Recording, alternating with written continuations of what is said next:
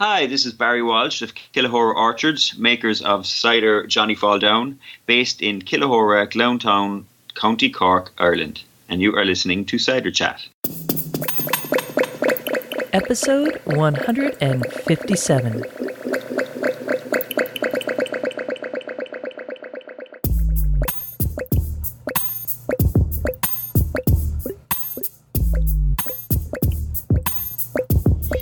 Hello and welcome to Cider Chat.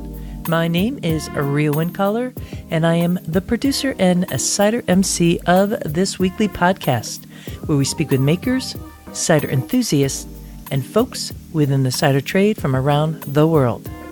This week, it is a conversation with Barry Walsh of Killahora Orchards in County Cork, Ireland.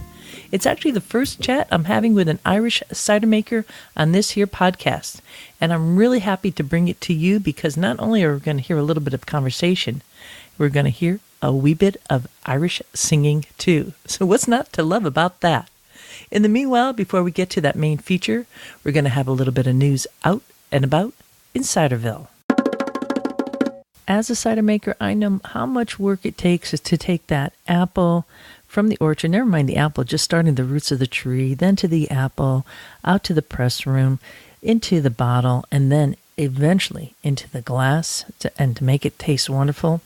Well, I know that, and I also know a little bit about podcasting, and they're kind of similar. There is a bit of finesse and loving care that goes into every, what I like to call, release. I'm starting to call them vintage releases here, now that we are on episode 157 and it comes out weekly, which I have to admit, I know is a little bit easier to do as a podcast than as a cider. You can't have a vintage release every week. I don't think so. I guess you could do a bit of blending and do it, but you got to worry about labeling and all that jazz.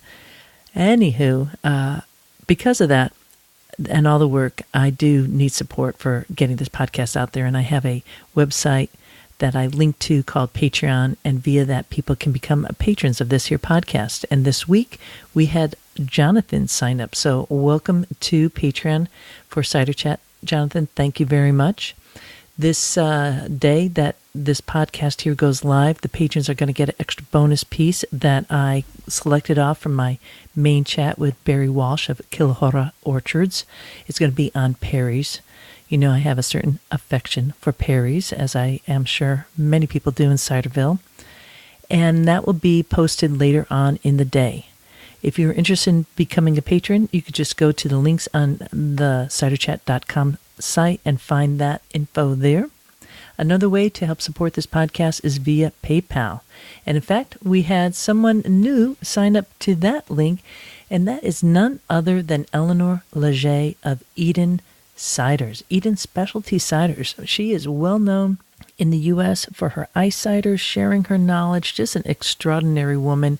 She was also on this here podcast speaking about cidernomics. So I will put a link in the show notes to that. But do check out Eden Ciders, because right now, if you put in a certain code, you got to go to the website to find out, you could get free delivery on 3 bottles of cider. Score! So your shopping for the holidays just got a whole lot easier. Again, thank you, Eleanor. You are absolutely sweet, sweet, sweet. She wrote that she felt, a little shy about doing this. She was wondering, why didn't I do this much sooner? And she wrote, talking about me, I'm a pioneer in cider podcasting, and what you do has helped bring so many great cider stories to light that otherwise wouldn't have. Thank you so much, Eleanor. Thank you for the support, and thank you for making cider keep on going up around the world. If you don't know about that cidery up in Newport, Vermont, and their new tasting room and charcuterie board and cheese scene that's happening right in the hub of the Burlington, Vermont area, you have to find out. It is a destination. There's been a little bit of a conversation about CiderCon, which is taking place the week of February 4th. It really kicks off on the 5th of February, right smack in the middle of Chicago Cider Week. And some of the conversation is like, well, should I go? Shouldn't I go? Oh, can I afford it? Now is the time to start making plans. If you're going and you could handle sharing a room with somebody, dang, that's like $60 a night. That does make it doable. I'm hoping. And think about it. You're not going to be spending a lot of time in that room anyways, because you're going to be out and about, moving through Chicago, moving through that giant megalith hotel. Don't worry, I've been there before, so if you see me, I think I'll be able to point you in the right direction, maybe down to the cider hole, kind of like a rabbit hole. I should probably carry a little extra bottle in my bag for people if I meet them and they're lost in the hotel. And you get parched. Oh my, I love having fun at these events. And CiderCon is like that. It's a place that you might be thinking, oh, I don't know anybody. I'm going to feel overwhelmed. Is it worth it? Well, first off, the networking is absolutely worth it. Secondly, on top of that networking, you have all the workshops, this really well curated schedule. The team that's been doing it, they've got it down now. It's pretty seamless in that way. The workshops are absolutely worth it. If you are a commercial maker, the TTB folks are there. And from what I understand, they're always happy to have a conversation. I'm hoping to actually have a conversation with them too. Fingers crossed.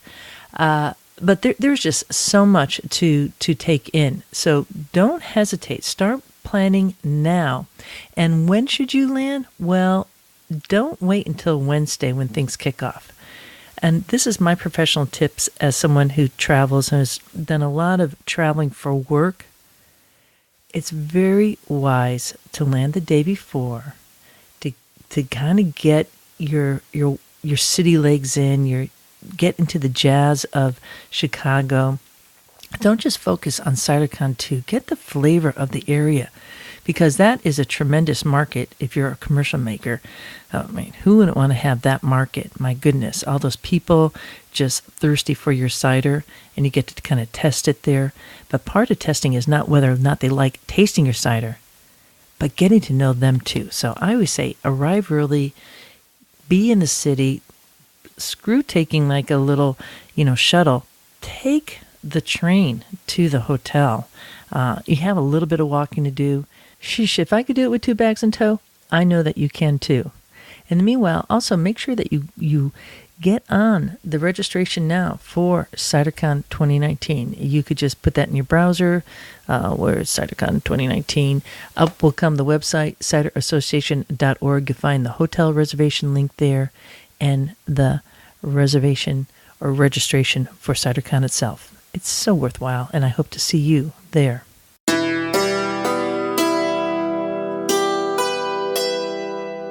Regular listeners of Cider Chat know the name Adam Levy, because last year I was helping to promote the New York beer competition that just took place. I think it was in the end of January or beginning of February of 2018.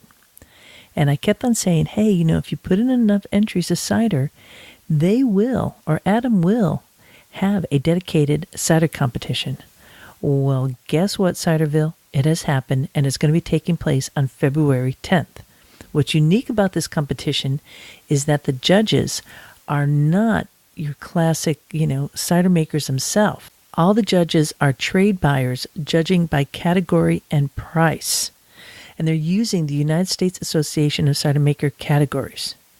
And for this competition, I'm going to be reminding you on this for a number of episodes coming up, they are offering free shipping from their warehouse in New Jersey and a warehouse in Canada to ship free to the Berlin International Competition too. So I'm going to have some links there. So there's a number of competitions. The one that happens in New York on February 10th, and then later in 2019, there's going to be one in Berlin. So let's say you have one cider. You could send 6 bottles. They'll save 3 of those bottles for the New York competition, and then ship for free those 3 additional ciders to the Berlin competition. So you get a lot of, cider time there. And I suspect some really good feedback. So that's what I want to just highlight this week. Next week, I'm going to let you know how you could put in your submission and get a discount for registering that. But in the meanwhile, I want you to go to the link for the New York Cider Competition that is in the show notes here. and start planning now. This is a great opportunity to have a very different core complement of judges. So stay tuned for that. And when I come back, we're going to come on with our main feature chat with Barry Walsh of Killahora Orchards in County Cork, Ireland.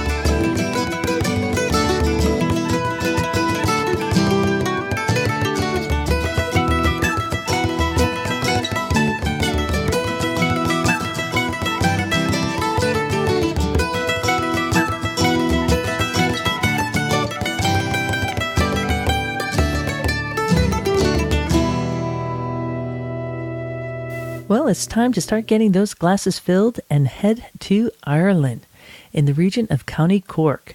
We're going to be speaking with Barry Walsh of Killahora Orchards. It is he and his cousin Dave Watson who are behind this whole operation, and a couple other family members too. But Barry will fill you in on that. What I really enjoyed listening to this conversation with Barry for is, well, one is his accent. Oh, you just got to love that.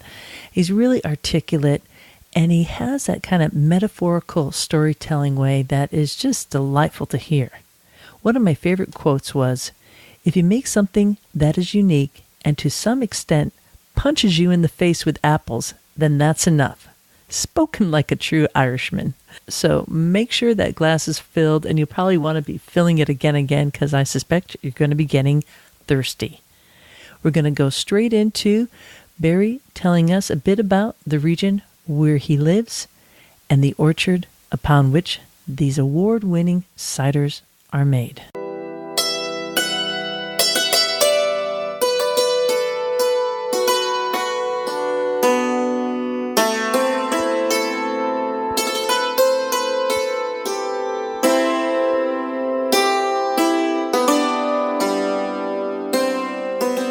We're just at the southern tip, so Cork would be the second city of Ireland, although people in Cork will, it's known locally as the real capital, but it's kind of, it has that second city feel to it, and that it's a bit quirkier and people are a little bit more independently minded.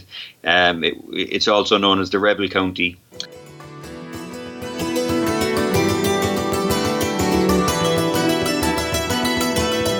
Being at the southern tip, we do get the advantage of slightly warmer and slightly more sun, but we also have a lot more cloud to contend with. But as you and probably a lot of your listeners know, sun and cloud and rain is not a bad thing for trees.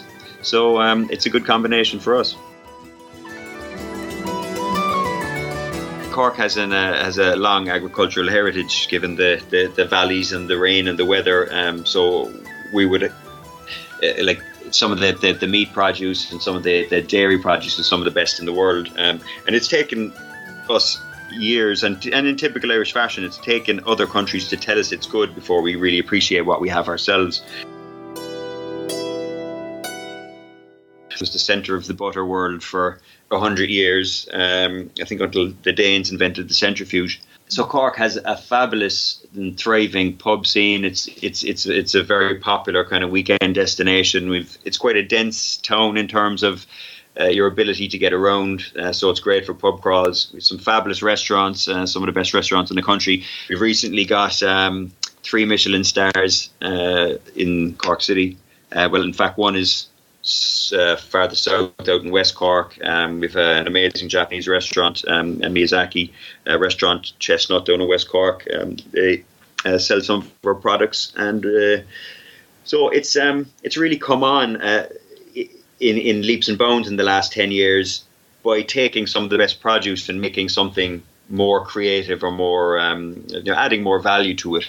And it's created an amazing scene of food bloggers and people who are just genuinely interested. So it's a great time to be part of to be a premium producer in a time where premium is now being valued more than just value, or more than just the cost, or in terms of alcohol, more than just ABV.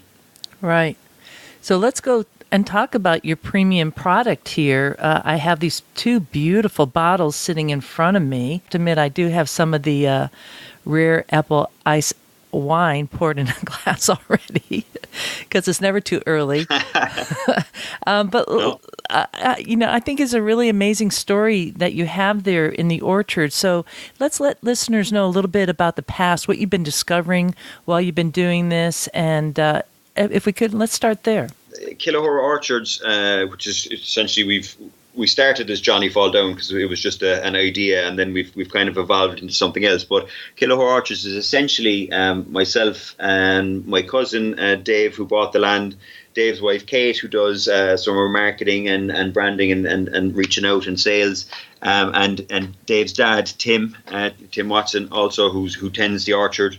And pretty much anyone who's unfortunate enough to come across our way around autumn time and thinks that pressing apples is a nice romantic notion, they find out fairly quickly that it's romantic for the first half hour maybe, but 4 or 5 hours into it changes. But so it started when Dave bought the land. He got some acreage up around just outside Cork, quite close to where he's from. We're both from Cork. And at the time, I was making some booze, if you pardon the term. It's pretty much the term I use. So, we're not, I'm sure the censors aren't going to edit it too heavily. And I was making, elderflower champagne, and I was making some beer, and I was dabbling with this, that, and the other. And I'm originally a process engineer myself, so I'm, quite comfortable with fermentation. And Dave is also a scientist. He did a doctorate in science. So he bought the land and was looking to do something with it, and said, what, I'm thinking of planting apples. And I thought, well, look, seems like a reasonable idea. Why don't we just give it a go? And Dave has a great interest in botany and has collected seeds from all over the world, and has this amazing Walimi pine, which is a prehistoric tree that he'd collected in Australia. So the land now has got eucalyptus and oaks and Pacific redwoods and all these amazing things. So Dave put together essentially a palette of at this stage over 100 apple varieties and 30 peri-pear varieties, which at the start I wouldn't necessarily have had much knowledge of, or, if I'm being frank, much interested in. I was more a case of, right, what can we make from these? Now, subsequently, as the years have gone on, and I've seen the wild variations between, say, an early sweet and a late bitter sharp, they're farther apart than a white grape is from a red, as people in Ciderville will know. So it's really been a journey then of discovery, and our goal was never to create a business that could fit into a market gap. It was, let's do as the best we can at every step and see what happens. And if a business comes out of it, great. If it doesn't, it doesn't. So, Dave went to the nth degree to get amazing trees. And we've got trees from, we've got Bacran red apples. We've got stuff from, recently just got some pears from Swabia and some rare Austrian most and all sorts. So we've really gone to the nth degree in that. And we've kind of just taken it slowly rather than trying to grow quicker than our apples are growing. We've grown in parallel with the apples. So we're really trying to match our growth with the onset of more and more fruit. And we're getting a new variety of fruit every year because we've planted the apples in stages. So I think by the end of this season, this planting season, we'll be up around 1,000 trees. Of which, we can go through them in a little, but we call it, say, rare apple ice wine or rare apple cider because we have just such a range of apples that other people haven't planted, really. And I mean, that's not to say that they're all necessarily worth planting. I mean, there's some trees that, because they might be biennial, or they might be prone to canker, or they mightn't, they don't orchard that well. So there's a reason why, people don't grow every apple. But then when you taste like say a Prince William or a Médaille d'Or or an Oldfield pear, you kind of go, right, it's a pain in the ass, but this is worth planting. So we've kind of evolved that, and the land itself is quite unique as well, because it's south facing, it's on the coast. We're literally overlooking Cork Harbour. I think I sent a few pictures. So we get a nice, it's nice and breezy, but we're also sheltered from southwesterlies, which would be the predominant prevailing wind. It drains very well, which is amazing for our Perry pears, because they don't like getting their feet wet. So we tend to have a slightly longer season. We get higher SGs. And the other fundamental thing, which, again, we didn't know at the start, is that the land was largely sitting there for 20 or 30 years. So it hadn't really been fertilised, was just sitting there. And that lack of fertilisation fundamentally changes the fermentation speed, and it gives you just that little extra something. None of which we really knew when we started. And it kind of brings me to a point we were just discussing last week, how I won't call it ignorance, but the manual nature of the cider we were making just gave quality. It's not something we've appreciated until now, that we're starting to get more apples and we're having to look at mechanization and so on. Like, when you hand pick something, you can leave it there, sweat for 3 or 4 weeks, but you can't do that with machine harvested apples, because they're battered the life is battered out of them. Similarly, we macerated, because when we started, like, we were using just a manual press, and we've only recently upgraded to a Varan hydraulic. But because we didn't have the time to do scratting and pressing on the same day, we'd scrat the night before. So we ended up macerating by default rather than by design. And similarly then, because, again, it was just a sideline, leaving the cider do its thing was the default way of doing it, rather than tending it and worrying about it and, oh no, it's not doing this or it's not doing that. And all these things tend to actually bring out quality rather than the opposite. You mentioned that you're hand picking, and I also imagine that you could pick up drops on the ground too. Is that true for Irish cider? Actually, it would be almost the opposite. We almost solely pick windfalls. It's only really a last ditch little bit towards the end of the season that would shake them out. I mean, we kind of go on the rule of thumb. When we started, Dave planted some of it on M111s and some on M106, the rootstocks. So we were kind of learning about how to plant and how to the densities and so on. Now, everything that we planted probably after our second year was kind of on the dwarfing rootstocks. I think is the MM106. Now, I could be wrong. I'm the booze geek. Dave is the tree geek. But because of that, we were kind of just leaving apples fall, and we didn't necessarily have the time to be picking them. And Tim, who tends the orchard, kind of didn't want to be shaking them. So what we were doing is just leaving them fall. And once half of them had fell, then we were taking the rest. You give it a bump, and if it looked like they wanted to fall, that was good enough. Windfalls, I've kind of read before that in the US it's kind of there's a concern about windfalls, but we've never had the problem. So we tend to wash apples, again, manually, unless we're handpicking the late parts, because they've generally been rained on, so we can kind of get away without that step sometimes. But we mostly just pick them up off the ground, stick them into plastic bins, and bring them down in a small little lawnmower type yoke and give them an old spray. Since Dave was the tree geek, did he plant the orchard in a way that was conducive to like the fruiting season? Certain bitter sweets here, bitter sharps there, or He had an original strategy based around varietals and based around the characteristics. So, like say we put like what we'd call the ladies, so like Fiona, Gilly, Lizzie, all the recent kind of the Long Ashton type apples. They were kind of grouped into one section, and pears were grouped into a section, and we kind of learned from that isn't really the best way to do it, because you have to kind of pick one here and then you're walking 10 trees down and you're kind of picking up that one, and it's a bit haphazard. So subsequently, but look, I mean, it was kind of what we've affectionately called it as taking an alcoholic pencil for a walk a little bit at the start. But in later plantings, because we live 3 fields, or essentially 3 orchards on the land, we'll be planting them according to harvesting time. So we'll do a row of earlies, a row of mids, a row of lates, and a row of peri-pairs, and that's kind of what we'll probably do going forward. Mm-hmm.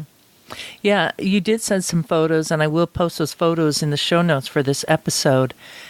It's a beautiful location, like you said, above on the south side. I could see water in the distance, and the trees themselves. Now you have a range of trees there. You have kind of like wilding trees, right? Like fence line apple trees. After Dave bought the land, and he had the notion of planting the apple trees, and to be fair, just like Tim did probably most of the planting. Dave was in there. I've got involved in some of the planting, but I'll credit you to Tim there. But and like the land, it was just so just wild, and it was just bits everywhere, and bits of old farm machinery. So it seemed like an impossible task to have to clear it, and just to see what it is now compared to what it was is just amazing. I decided to look into the old what we call OS maps, Ordinance Survey maps, and I did a survey in 1838, and we found that. It might have been Dave found it, I can't remember, but lo and behold, wasn't there an orchard there in 1838? And I looked back at an earlier record, and there was a tithe payment for that orchard about 15 years prior. And I subsequently found an older document, which was from the late 18th century, talking about cider production in the townland of Caherlag, I think, which is just down the road.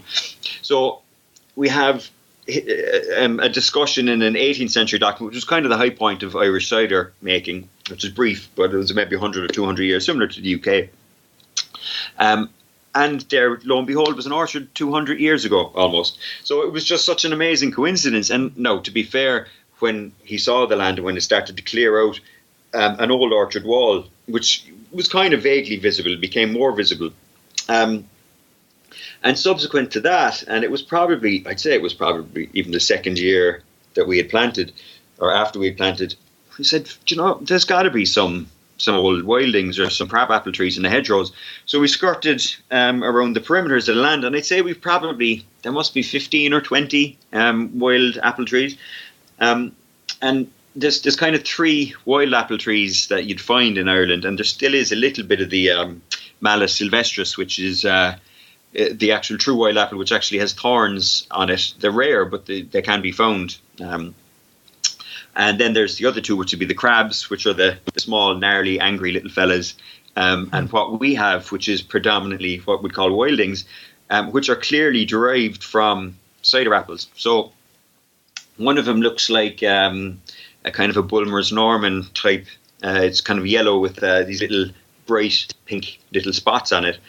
And there's another one with this lovely red and green, and both of them are a fairly hefty size, so they're clearly not crabs. And it was just such an amazing kind of bit of icing on top that we found this old heritage in the land, and we found these old apples, which I would say, one of the trees is easily over 150 years old. It's absolutely massive.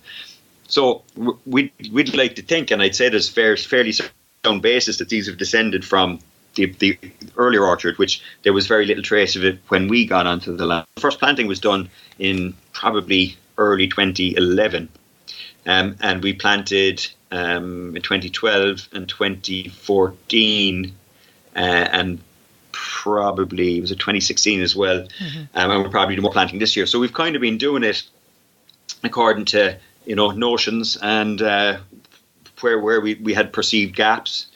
So we kind of missed a few bitter sharps, and then we had a lot of late bittersweet. So we planted some of the earlier bittersweets, like the Fionas and Lizzies and stuff, if I'm remembering them right. Mm-hmm. So it's kind of getting interesting now, because apples that we didn't have last year, we do have this year. So we got our first red-fleshed apples this year, very few, but it's great to see them coming out. We got some Perry pears this year that we didn't have last year, because those things take a long time. It was 8 years, really, before we kind of start getting anything out of them.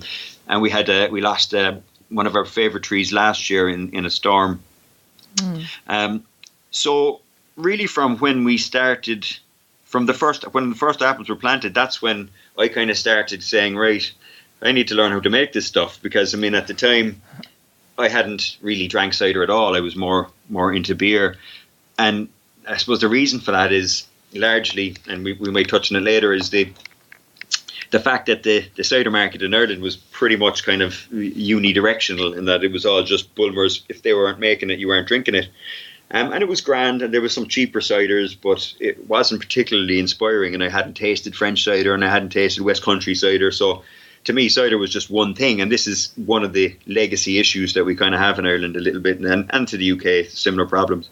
So at that stage, I started kind of pressing some apples that were in, local trees. And my wife and my girlfriend at the time, they had 5 or 6 old apple trees, and pressed some of those. And I was really learning the process for the first few years, and learning how to press apples, how to scrat them, how the fermentation process works, what it did when it went bad, and just simple basic things.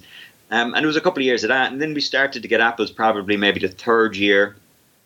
And I had got some bittersweets from someone else who had an old orchard. I wouldn't have known they were bittersweets at the time, but I'd be able to recognise it now fairly quickly. So really, from about 2014, 2015, then we started to kind of say, this actually mightn't be too bad, but hadn't really rated it in terms of comparing it to other ciders on the market.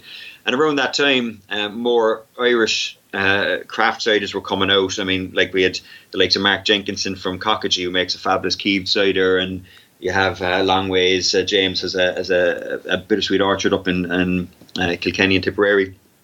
And some of these were coming out, and I was kind of starting to notice the length of finish and notice some nuances that I hadn't noticed before, and that was kind of starting to get more interesting. And it was around that time that our bittersweets were coming out, and I was saying, this is something interesting here. So really, it was 2015, 2016 was our first commercial release, even though we had done a couple of batches before, kind of a couple of 100 litres, and kind of giving them away, and but really, we were from 2015, 2016 was when we got our license, and that's when we started producing. These ciders are spot on and unique too.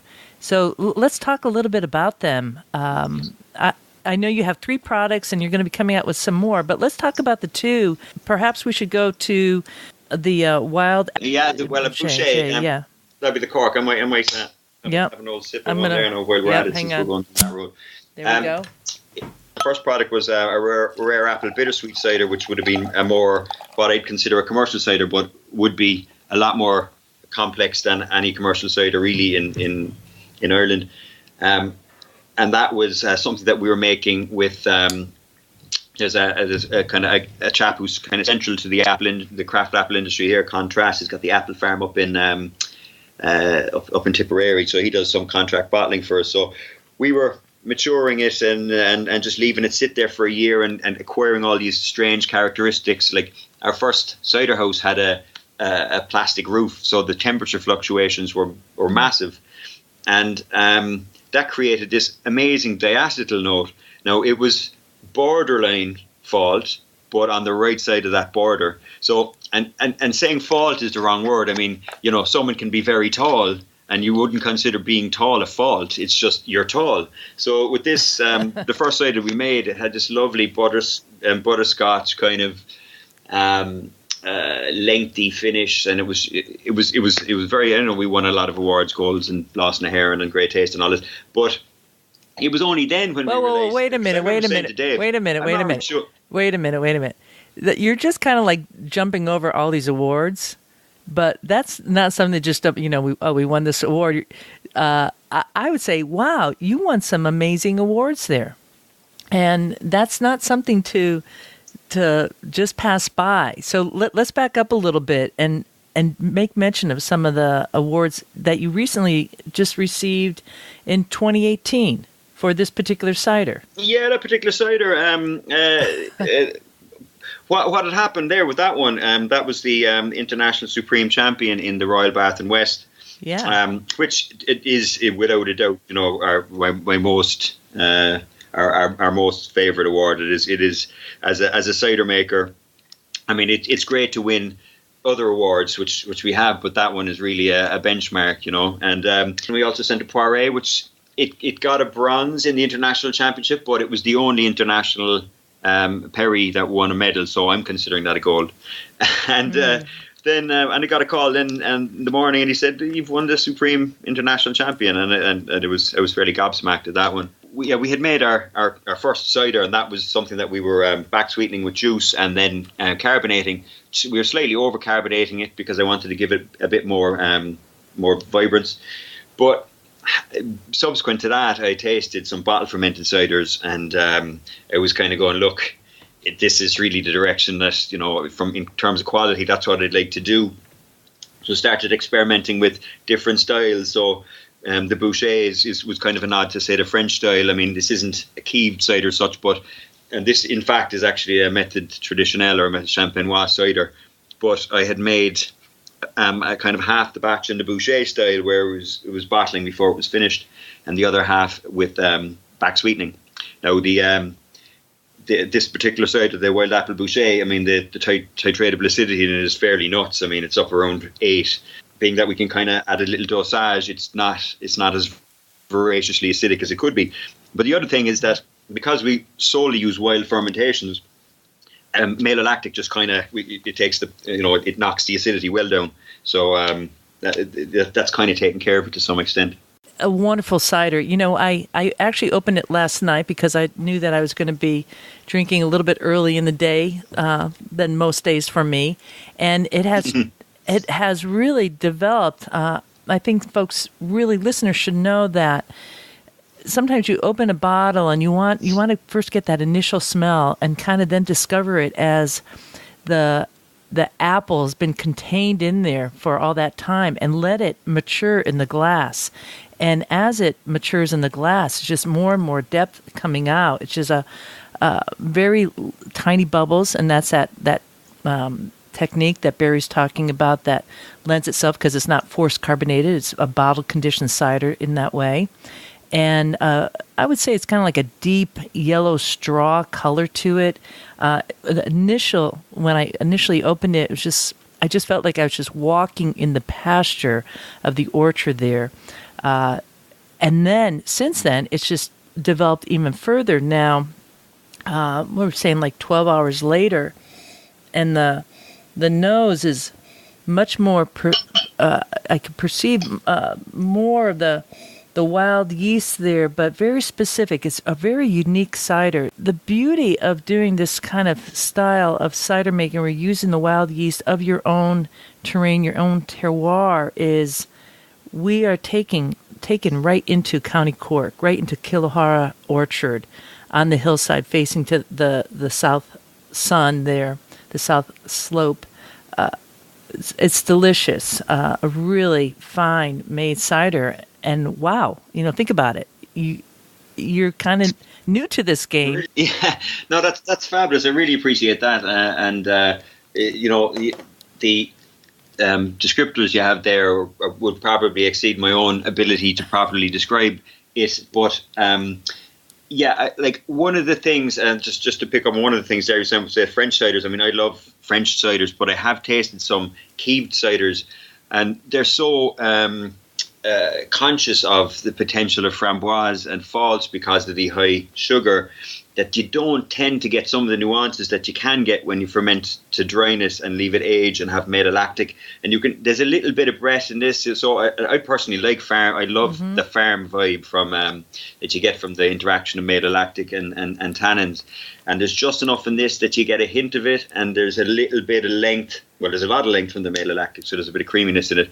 Yeah. And I sometimes find that some of the keeved ciders, while they're fabulous, and I love that properly keeved flavour you get up front and the deep richness of it, it tends to be to have less opportunity to go its own way.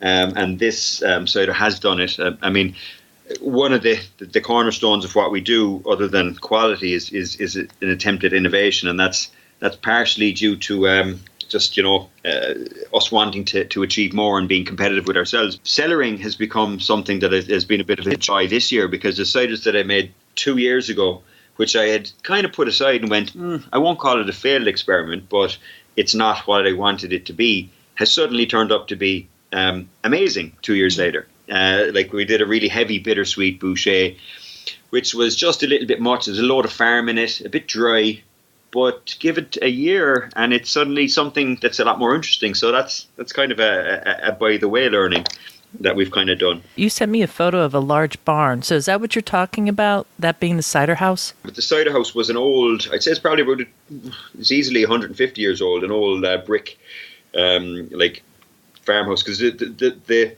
farm has been there since the late 18th century. So it's evolved into 2 or 3 buildings, and it had one of the first 3-story buildings in the area, which was used as a landmark for navigators, and that burned down, I think, in the 19th century. But the cider house is the picture where you're looking up. There's kind of what looks like a newly plastered building, but it's kind of just render stuck on the old building. Okay. So it's kind of 2 stories. It's maybe I don't know, 30 square meters on top, and the same. We have a cellar down below, which is this really, there's 2, 3, 4 foot thick walls. It's damp, it's dank. It has got great thermal mass. I don't think it ever gets above 16 degrees and then 99% humidity.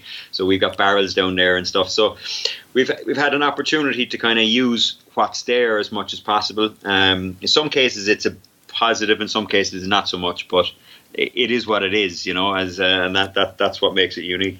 Right. So you do have barrels, and is that how you're making your rare apple ice wine? And I want to ask you about the name there, because are you calling it a rare apple ice wine because you're using a different kind of apple versus the classic ice cider apple, which would be used like with more culinary? Yeah, that's pretty much it. There's a couple of reasons, and we kind of debated the name wine. The EU have certain regulations which were, in reality we're probably not compliant with, but as we had a review there in by Tanya in Jancis Robinson. I don't know, are you familiar with Jancis Robinson? She's quite an influential wine writer, but we had an amazing review of it there. And she said, look, it's not compliant in terms of EU, but the Irish don't give a feck. And that's kind of a little bit of it, but we're compliant in terms of our local duty regulations in that it is technically classed as a wine. Uh-huh. We specifically chose the word wine because of the connotations of cider that still exist and are prevalent in both the UK and Ireland, which is our initial markets. I think we'll probably export farther once we get up to the volume. And that's why we chose it. And rare apple, I mean, our ciders, like we would call our first cider a rare apple cider because, and we might touch on it later, some of the cider varieties are rare. And we've specifically got these apples just to try and show the depth and breadth of what apples can produce. And that rare is both a kind of a separation in terms of what we're doing, but it's also kind of an identifier or a USP to someone who go, well, rare? Maybe I'll give that a go. Uh-huh. And the use of rare apple ice wine has kind of broken down barriers to some extent, because if I was sending someone a cider, like say someone like Jancis Robinson, I'm not really sure it would get the same regard. But things are changing now. Like some of the stuff Susanna Forbes is doing is amazing. I mean, I think I read Little Pomona ciders up there, some of the best I've tasted, just because they're so challenging, they're so unique, and that's pushing the boundaries of perception. And there is hopefully a change coming where people perceive cider as something else. But I mean, Ireland per capita drinks more cider than anywhere else in the world. But in terms of craft cider, the appreciation would be nowhere near the level of appreciation that would exist in the UK, or no, sorry, not the UK, the US. In terms of identifying premium ciders, it's a very small market over here, So that's kind of the reason for that. Well, I don't know. I think we're all kind of in the same cider boat, but let's just talk about this particular ice wine, as you're calling it. For listeners who aren't familiar, what they have here is that you're using that same traditional method that was founded in Quebec. and that's where you are freezing the fresh pressed juice, and then separating the water from the juice essentially as it thaws out, and then you're fermenting it. Is that correct? Is that how you are making this particular product? Largely speaking, I'm not sure if you have the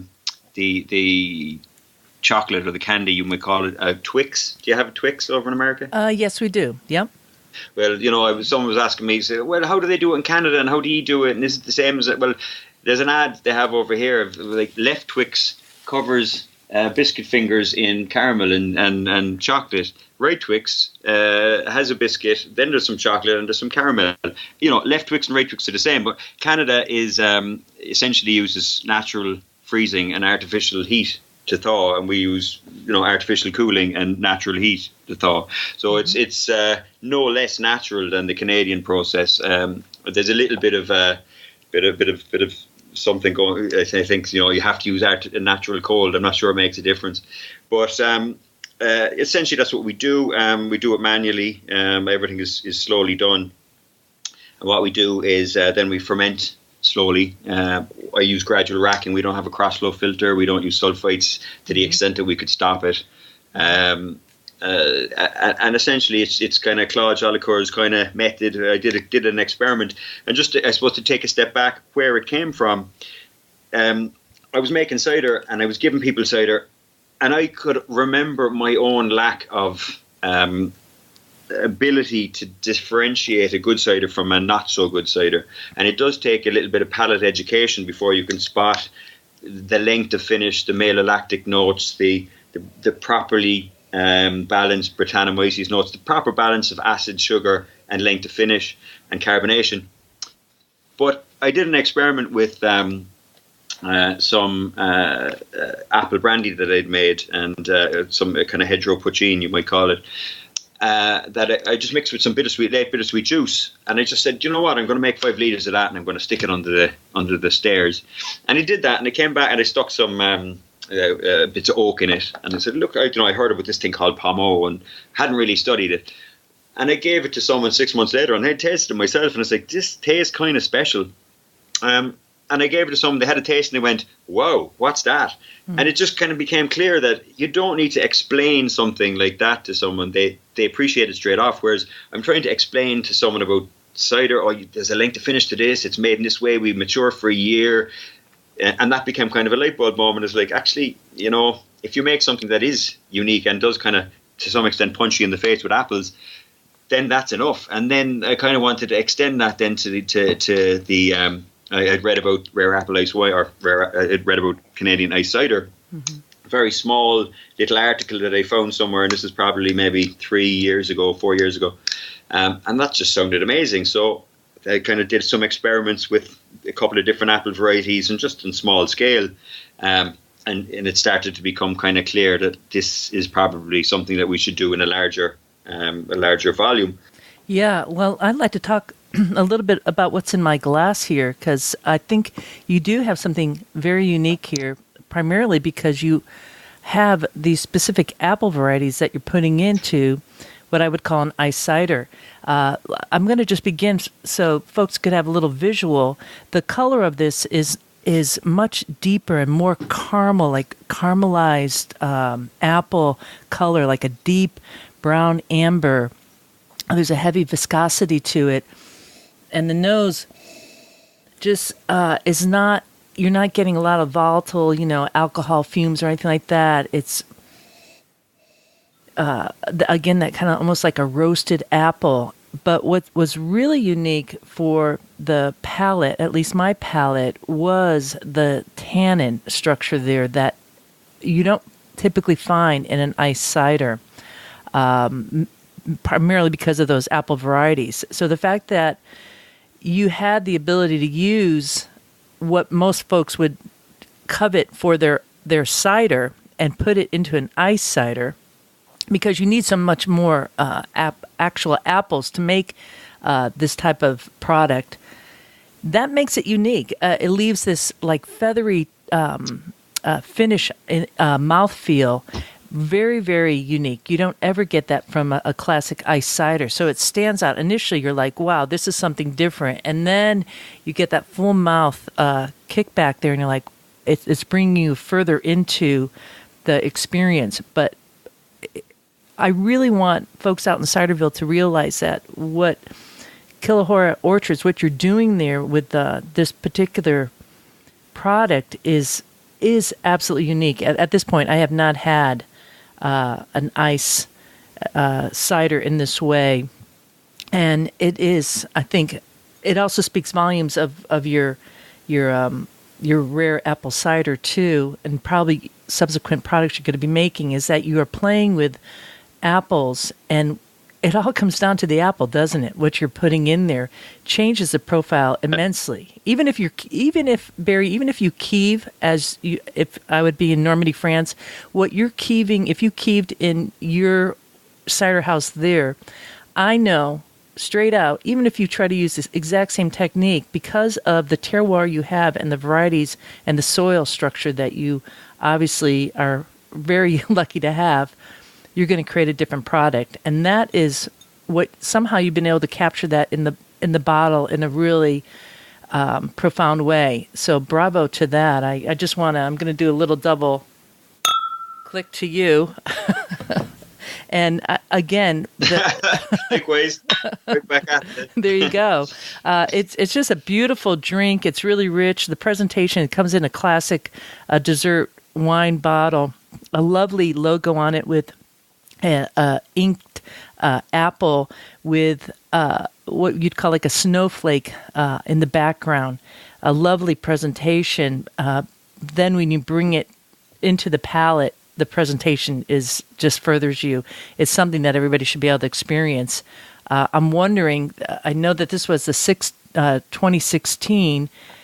How is it looking for the future for folks to be able to get this particular product or any of your products outside of your area? What is the range of, and should we refer to it as Killahora Orchards, or should we just say the range for Johnny Falldown? Because you have two different labels here, and I really want folks to realize what they're going for. Yeah, it's a little confusing. It's a little confusing even for us, to be honest. But like we started with Johnny Falldown. I suppose a bit of context is that there's an old Irish song called Johnny Jump Up, and it was actually the first kind of viral marketing song for a drink. It was post. I'm not sure it was World War I or World War II, but it was around a time when there was a shortage of grain, so they were just making cider, and people weren't really drinking it because it had kind of fallen out of favour. Post-famine, it wasn't something that was around. And Johnny Falldown it's a little cheekier. It's not necessarily in keeping with a premium product such as the apple port or the rare apple ice wine. So we've kind of taken a step back and called it Killahora Orchards, which is the estate, which allows us then to do different products under that umbrella, and Johnny Falldown Cider would be one of those products. So really, we're kind of, Killahora Orchards would be the company, and would be the collective of us and what we're doing, really. Yeah, that's good to know. One other thing I want to say about this rare apple ice wine in my glass is folks should know that it's not coinly like sweet. A lot of times folks will, it depends, like different genders might go for that, but I find that this is, for my palate, exactly what I want. And I'm glad you said that. Actually, that was one of the things that I was debating, and it's something that has been a plus rather than a minus. So we took it up to the kind of around the standard that people will take it up above 35, 36 in bricks terms, and brought it down to less than half of it. I took it to a sommelier in a local restaurant, the Greens. It's one of the better ones in the country.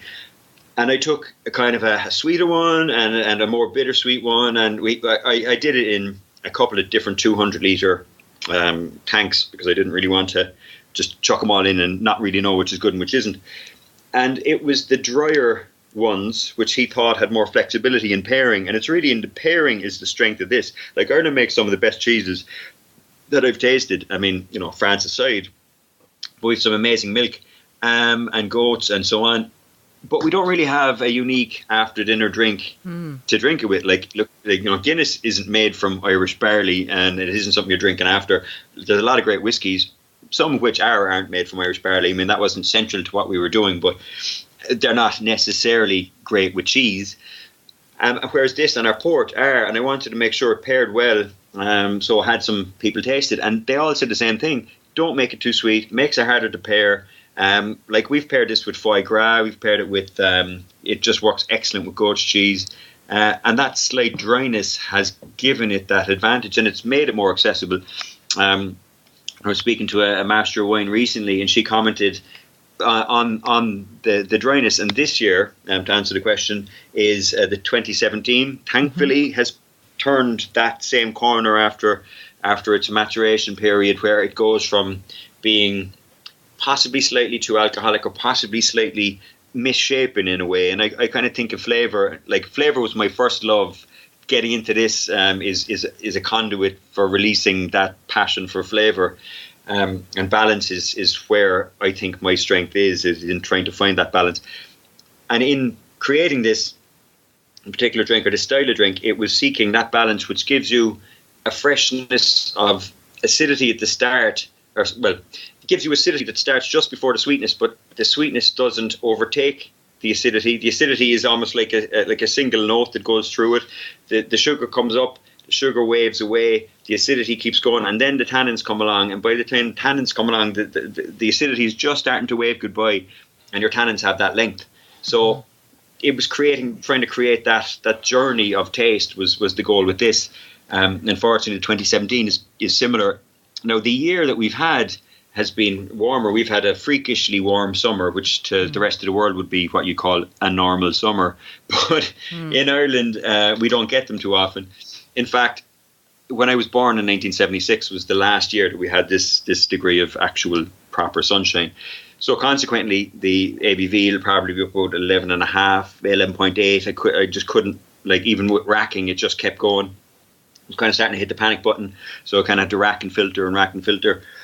But so it's drier. It's about maybe 5 to 8% drier. And I was slightly concerned about, like, will I have to kind of put in fresh juice to it, and I'd be slightly concerned that might restart it. But no, it's good. It's slightly drier. It's maintaining that slightly drier edge. I mean, it's still largely within the parameters of a kind of a recommended sweetness for a nice wine. But this isn't just a dessert drink. This is if I was a cigar smoker, I'd probably have it in a cigar lounge. It really lets you sit back, and it doesn't go to the top of your head. It is a mouth experience. Really appreciate you taking the time to both send these quality ciders my way and to speak with us here on Cider Chat today. No, it's an absolute pleasure. I've been listening to Cider Chat since I really kind of started to grow and wanting to learn more. I've learned a lot from it, and if Ciderville ever is going to elect a mayor, I think it should be you. That's really kind of you.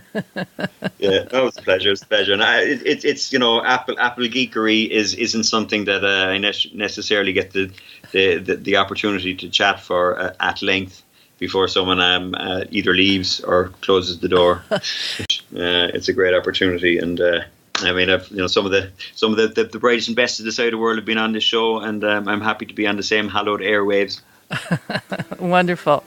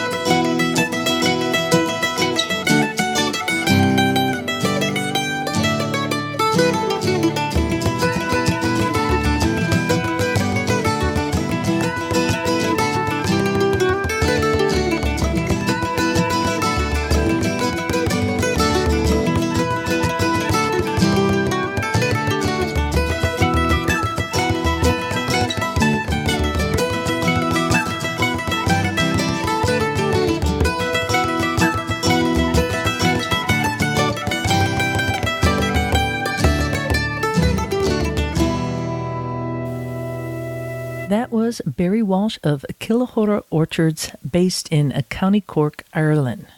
If you wait to the very end of this here podcast, you're going to hear Barry singing the Irish drinking song, Johnny Jump Up. He'll be singing a wee bit of it, because I guess it's a pretty long song, as, you know, drinking songs can go.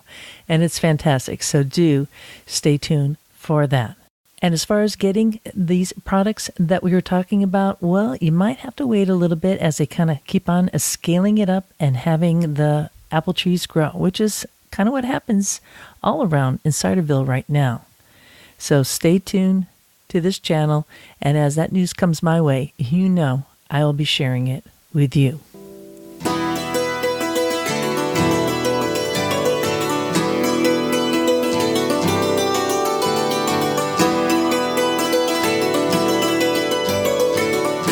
And for the folks who are patrons of this here podcast, well, again, remember, I will be posting online via the Cider Chat Patreon page about a 15-minute clip, not only talking about the perry that they're making at Killahora Orchard, but also the pommeau, which is what they call an apple port, what the French might call a pommeau, and how they are using, of course, whiskey barrels to age cider. So that's a nice piece there. Make sure that you get to listen to it. And don't forget, you can become a patron too and get all those little extras, including knowing that you're helping support cider going up around the world. Just go to the Cider Chat page at Patreon.